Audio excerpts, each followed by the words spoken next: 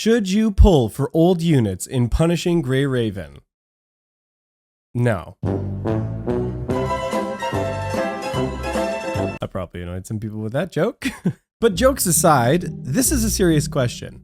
If you're like me and you've only been playing for a couple months, or you've looked at the game and you've decided that you want to start playing it now, you're faced with a very real question. You look at this roster of characters and have to decide, what characters do you want to roll for? I mean, this is only relevant if you're a low spender or free to play, of course. Because if you're a whale, this isn't relevant to you because you're probably too busy using $100 bills to wipe your gold-plated ass as you crap in a platinum toilet at the top of a skyscraper in Dubai. What am I even saying? You don't wipe your ass with $100 bills. You're too busy using your bidet that probably spews pure rose water on your metallic butt. Because only Pavels use paper. Getting back on track, I want to answer two questions in this video. 1, should you pull on old characters? And 2, if you decide to, what's the best way to go about doing that? PGR is a generous gacha game, but at the end of the day, the free-to-play currency is limited. And so the time that will take you to get a single copy of all of the units will be a long time before anything like that is possible. And that's not even taking into consideration signature weapons, which for some characters is arguably just as necessary as pulling the character itself to complete some of the high-end content in this game. But that point right there is the first stop and arguably the point in determining the answer to this question. Do you want to play Punishing Grey Raven to win? Or do you want to play Punishing Grey Raven to have fun? And depending on your goal, that's going to change the answer. Before we break down all of our points though, I just want to say, hey, liking and subscribing is free, and I would really appreciate if you did that right now. It helps support the channel. We've been growing and doing well, so I would really appreciate if you did that right now. It's right down below. Push that button. Push it, push it, push it. Let's start with the easy one. If you want to play for fun, roll on whatever heck characters you want to. Almost all content in Punishing Grey Raven can be completed with any characters you get in the game.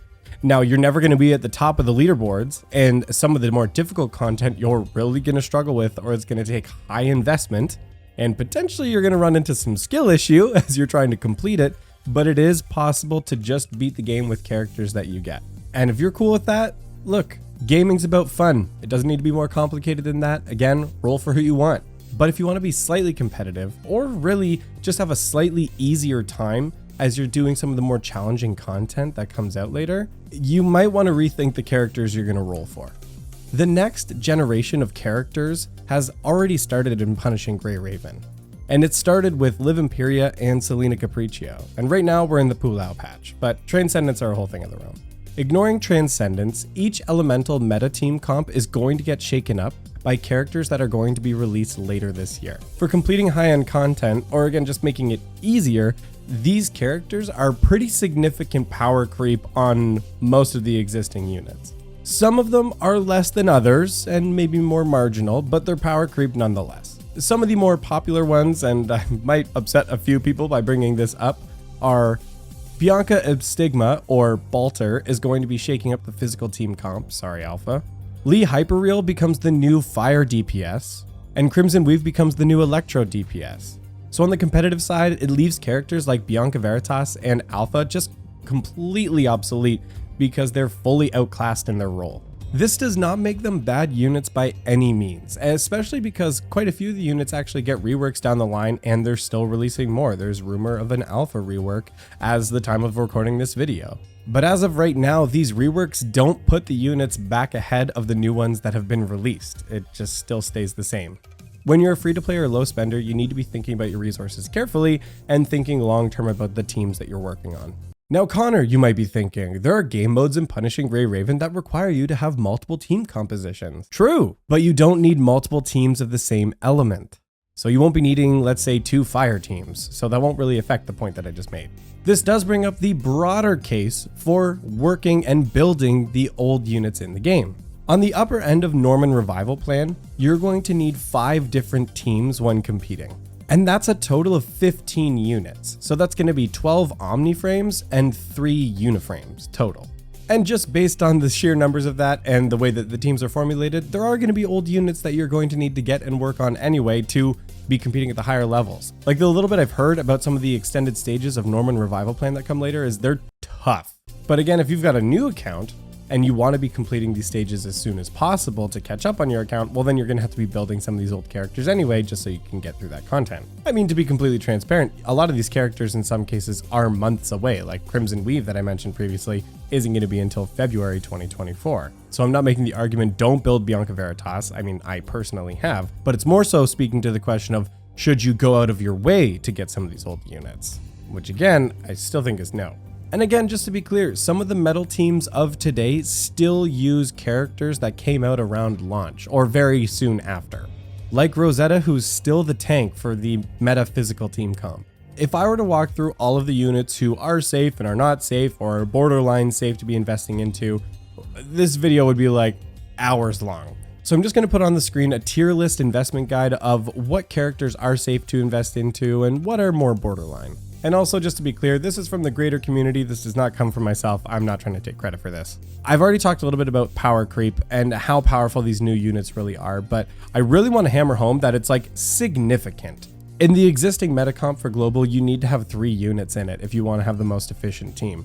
Crimson Weave is so powerful, you can basically solo with her in comparison with the existing Electro team comp. At least that's what I've heard. I don't play a lot on the CN server, but in conversations with others and looking at resources online, she's that good. There might be a bit of a skill issue, but she is that good. Okay, so that's the full context in all of this. And if after hearing all of this, you're still like, no, look, I love Alpha. I will never give up Alpha. I'm going to roll for Alpha. I get it. I get it. If you want to do that, look, respect.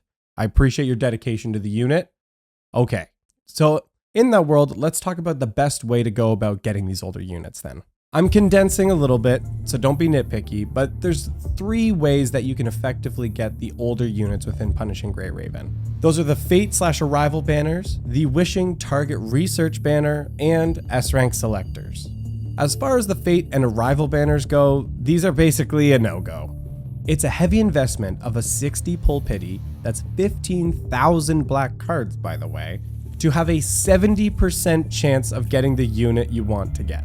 There's a good chance that you will just end up having thrown away all those black cards if you hit that 30% chance, because that 30% just goes to the full standard S rank pool after that. That's why I effectively use it as my punishment banner, like you saw in my previous pull out video. Go check that out. The Wishing Target Research banner, on the other hand, is a special event banner that allows you to choose what previous unit you want and get a 100% rate up of that character. It's still a decently heavy investment of a 60 pull pity, again 15,000 black cards, but it's guaranteed in this case. Now, we did just have one of these banners back in March, so admittedly, we don't know exactly when the next banner for this is going to go live. But I would still argue it's way more worthwhile saving your black cards until one of those research banners comes back up, and then you can actually guarantee the units that you want to get. Again, we're talking about from a free-to-play to low-spender perspective. If you're a whale, whatever, do what you want. But the third way to get the old units, and arguably the best way to do it, is S-Rank Selectors. When you start a new account in Punishing Grey Raven, you are going to get 1 S-Rank Selector from doing the beginning challenges. And there's some decent units in there. It's more limited, but there are characters like Liv Lux and Kamui Tenebrian who are in it, who are both solid units even now. But credit to Grey Raven Radio, they've talked about how within the next few months, we should be expecting 3 more S-Rank Selectors to come out. There's one that's going to be coming out next month in May, another one in September, and a third one in February 2024. I know it's weird to be talking about 2024 already, but it's going to come faster than you think. The first 2 S-Rank Selectors are going to go up to Luna Laurel, so if you want to max that Dark Team, easy clap right there. But the third one is going to go all the way up to Selena Capriccio, so that would also include units like Liv Imperia for the Fire Team. But between all of them to now, that's 4 S-Rank Selectors. That's 4 previous units you can get totally free, not a single black card spent. To me, if there's a particular unit that you really want, that's the best way to go about doing it. But bringing us back to the main point of the video, taking all of this information into account, you're better off focusing on the new units that are going to be released in the game and then using those S-Rank Selectors on any key team units you don't have or just units that you want, like characters like Rosetta or Vera Garnet, for example. At the end of the day, I'm not your mom. You roll however the heck that you want to. Personally, I think the new units are way more worthwhile. Units like Lee Hyperreal, Crimson Weave, Balter all look unreal to me, And so I'm definitely going to be focusing on them. I'm going to be saving for all of the new units just as a rule of thumb. Again, not counting Transcendence there. Personally, I think old units are better off being picked up by the S rank selectors, or when the time comes on the Wishing Target Research banner. So just save up for that. And again, if you do want to focus on older units, still just be thinking about your team compositions, because at the high end of content, it is going to matter. And again, personally, by building some of those comps, I know I said roll for the characters you want because it's more fun, but I think you may end up having more fun if you've actually got competitive teams that you can clear content with. But that's just what I think about this, guys. What do you think about it? Do you agree? Do you disagree? Leave your comments down below. I'd love to hear about it. This is a discussion. This isn't a lecture. So let me know what you think. If there's any corrections to the video, if I misspoke in any way, I'll leave a pinned comment down below just clarifying any details. So keep a lookout for that. If you've made it this far in the video, thank you. It's a decent length video. And I would really appreciate if you liked and subscribed to the channel. It always supports the channel and I greatly appreciate that. As I said before, thank you so much for watching and we'll see you next time.